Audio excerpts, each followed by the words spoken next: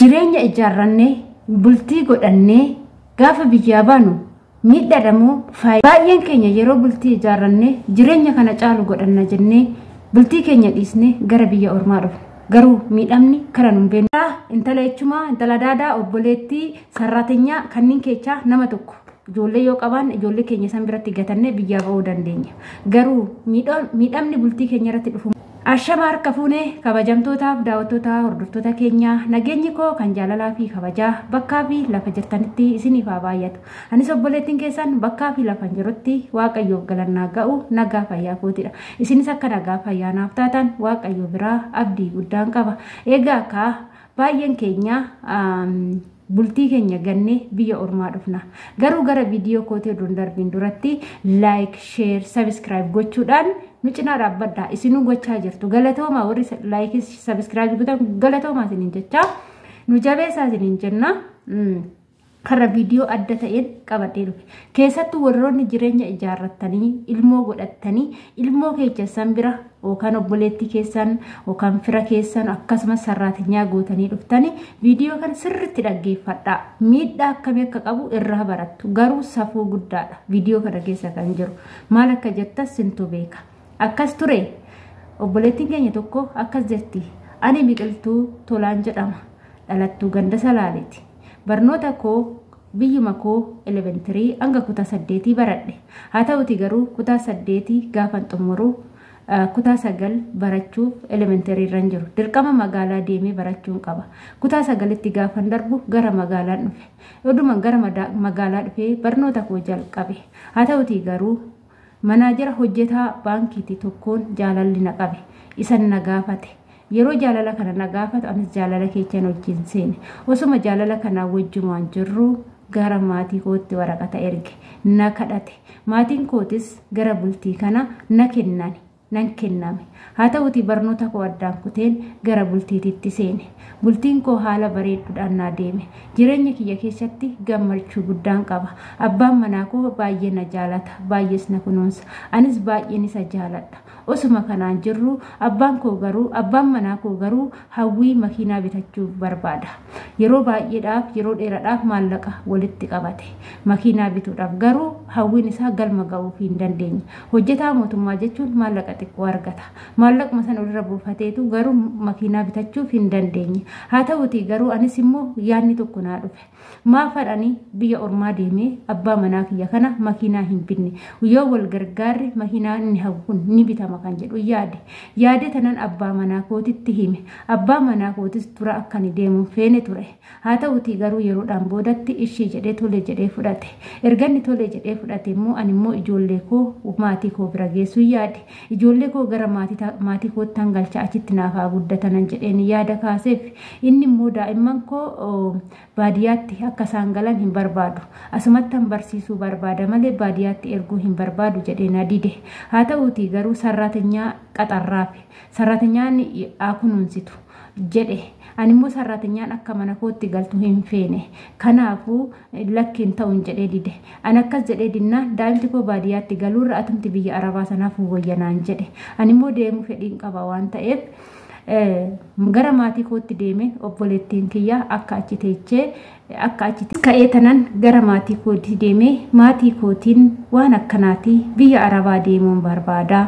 Garuu haa ta'u ijoollee koo sarraatinyaan akkanaa kunuunsitu waan hin barbaanne fi obboleettiin kiyyaa kuni mana kootti galtee daa'imman koo kunuunsaa barnoota ishee haa barattu jedheen dubbise. Harmeentoo maarree duraanuu teetumaa isheen duraa si bira teechee waan barattee fi ammallee suma biratti haa galtu maal gochaan kiraa manaa kaffalaaf jette. Haa ta'u obboleettiin koo duraan ana bira teechee barachaa turte. Kanaafuu harmeen koo kiraa manaa kaffaluurra haa teechu ijoollee kee tajaajila barnoota isheetti hafuuftuna jette. Abbaan koo mooyyuu erga jettee deemi jedhe. Abbaan koo akkanaan biyya ormaa deemu hin barbaadu. Fedhii tokko malee erga anumti fedhii waan qabuuf haa ta'u erga deemuu barbaaddee deemi jedhe garuma duuba tokko. Anillee tole jedhee obboleettiin tiyyallee mana kootti galtee ijoollee koo kunuunsaa jireenya koo akkatti barnoota isheetis akkatti fuftuu fi mana kootis akka maara naa qabdu waadaa naa seente. Anis kanaa waliin gale. gaggeessituu fudhadhee obboleettii kiyya kana fuudhee gara mana kootti mana jireenya kootti fudhadhee deeme iddoo magaalaatti. Ishillee barumsa ishee achitti nan galche. Anis immoo carraa biyya ormaa nan mokkore.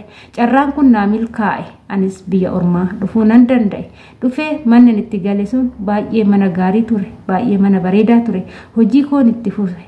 Maaragaanan hojjedhee oduman hojjechaa jiru jidduudhaan harmeen koo na jalaa dhukkubsatan. Harmeen hin dhukkubsattaa jirti, hin dhukkuba jedhanii natti himan. Anis immoo dhukkuba harmee kanaaf akka yaallamtee fayyitu jedhee maallaqa erge. Garuu haa ta'uti immoo maallaqni sun harmee koo lubbuu ishee baraaruu hin dandeenye. Harmeen koo lubbuun ishee ni darbe. Gadda onnee nama cabsu biyya ormaa keessa taa'een haadha koo dhabe. Imimmaan koo xaragadhee boo'ee omaa gochuu hin dandeenye ittiin dhiise. Amma ergan biyyaa ba'ee waggaa 5 guuteera. Waggaa 5 ergan guuteen boodatti abbaa manaa kootti dawwalee abbaa manaa koo amma anas na dhukkubuu eegale. Na dhukkubuu eegallaan itti dawwalee tananii anamma hojii kanarra hin dandeenye. Waggaa 5 hojjedhee jira. Hawwii keetis galmasii ga'ee jira. Makiinaa jettus sii biteen jira. Amma galuun barbaadaa hin jedheen. Abbaan manaa koo immoo biqiltuu koo waggaa takka dabaladhu hojjedhuuti suuqii tokko banannee ni dhuftanaan jedhe. Lakki ani kanarra hojjechuu hin danda'u jedheen nan dide. Erga jettee ishiikaa naan jedhe.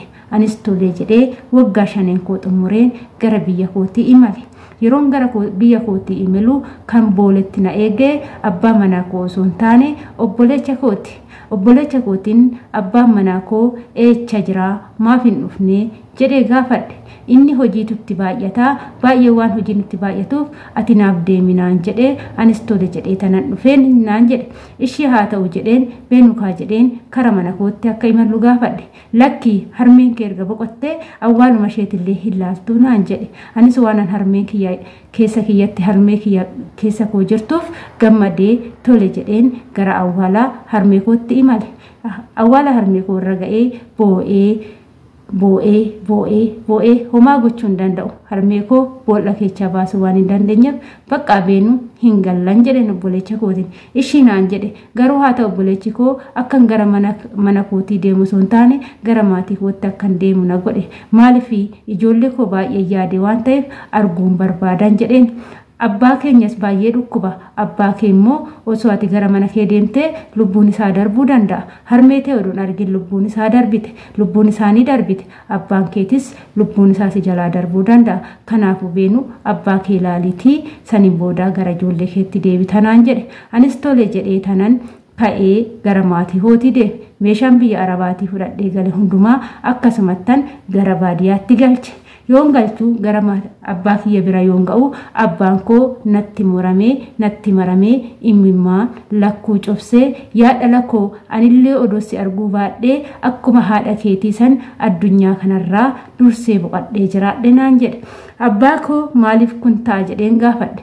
Obboleechi koo abbaa kees nyaas hin dhukkuba jedheen na fuudhee deeme. Garuu abbaan koo hin dhimamu fayyaa qaba. Maalidha jedhee jechoonni isaanii bitaanatti gale. Achi obboleechi koo imimmaan lolaasaa akkana naan jedhe. Obboleettiin kee jiraatti si ajjeefte, jiraatti si awwaalte. Harmeen keenyallee dhukkuba waaqaa osoo hin taane dhukkuba obboleettii keenyaati. Isaa dhageechee dhukkubsattee irraa hafuu dadhabdee dhukkuba sanirraan duute nu jalaa jedheen. Obboleettiin keenya kun waan dhageeche hundatti amanuu dadhabde. Maal jechaa jirtu jettee gaafatte.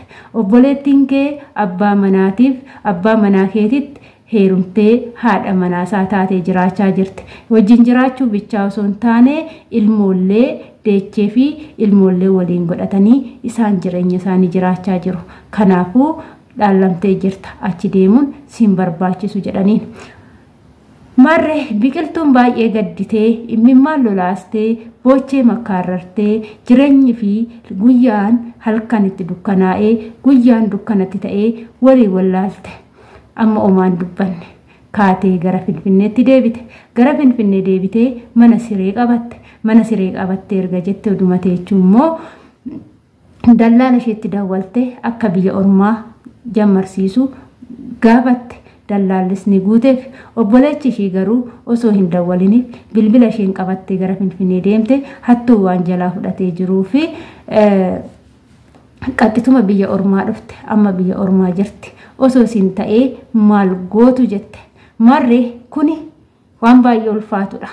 dhugaa dubbachuudhaaf seenaan kun isin hundumaayyuu qalbii cabsa jedhee tayyaada. Anu gaafa dhaga'u qalbii koo na cabse waan ta'eef har'a obboleettiin kee abbaa manaa kee fudhatte jechuun ni ulfaata. Obboleewwan jechuun akkamitti nama tokkotti heerumuu danda'u.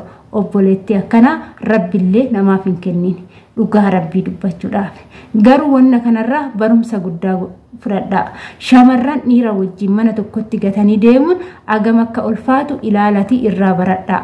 Obboleettiin keenya kun har'a jireenya ishii dhabdee, dhala ishii dhabdee, haadha ishii dhabdee, waa hunda dhabdee har'a jiraachuu du'eef hin duune jiraadheef hin jiraanne waa lama dhabee jiraachaa jira jettee gubattee jiraachaa jirti. Shamarran keenya biyya Arabaa kanatu nu qunnamaa jira.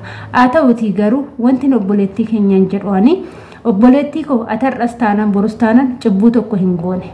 Hunda caalaa ati jireenya kee keessatti jireenya foonii kee osoo hin taane jireenya lubbuu keetiif jiraadhu. Mana Waaqayyoo kee keessa jiraadhu. Amantaa qabdu Waaqa kee kadhadhu. Garuu isaantu dogongoree waan ta'eef dogongora isaaniitiif immoo Waaqayyo akka hojii isaaniititti ni kaffalaaf waan ta'eef abshir dhala kee bichaa laalladhu siin jechuu jaaladhaan akka mataa kootti. Kanaafuu kanatu jira lafa kanarraa yaa obboloota koo waan nama haa baasu siin jechuu jaaladha. Video kiyya sumarraanan goolaba yoo wanta biraanaan jechuu barbaadan koomenti jalatti naa barreessadha. Hanga video biraate walitti deebinutti immoo turtii gaarii isiniif haa ta'u. Baay chaaw chaaw.